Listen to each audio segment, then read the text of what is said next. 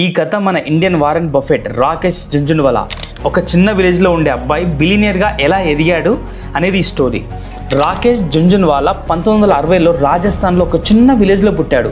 Chartered అకౌంట్గా పనిచేస్తూ ఒక 5,000తో under valued స్టాక్లో లైక్ టాటా డీ లాంటి కంపెనీలో ఇన్వెస్ట్ చేశాడు. మొదట్లో స్ట్రగుల్ ఫేస్ చేసినా మెల్లిగా ప్రాఫిట్లోకి వచ్చాడు. 1992లో హర్షత్ మీద స్కామ్కి హాఫ్ పోర్ట్ఫోలియో వైప్ అవుట్ అయింది. మళ్ళీ రీసెర్చ్ చేయడం స్టార్ట్ చేసి మళ్ళీ సెకండ్ టైం మళ్ళీ ఇన్వెస్ట్ చేశాడు. అక్కడి నుంచి స్లోగా అకౌంట్ గ్రో అవుతున్న టైంకి మళ్ళీ 2008లో గ్లోబల్ మార్కెట్ క్రాష్ అయింది. 2008 గ్లోబల్ మార్కెట్ క్రాష్ అవ్వడం వల్ల మళ్ళీ లాస్లోకి వెళ్ళాడు.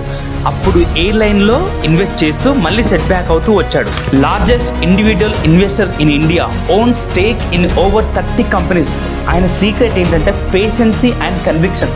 ప్రజెంట్ ఆయన నెట్వర్క్ వచ్చేసి 40,000 crore అంటే 5 బిలియన్. మీకు ఎలా అనిపించిందో ఈ స్టోరీ నాకు కామెంట్ చేయండి.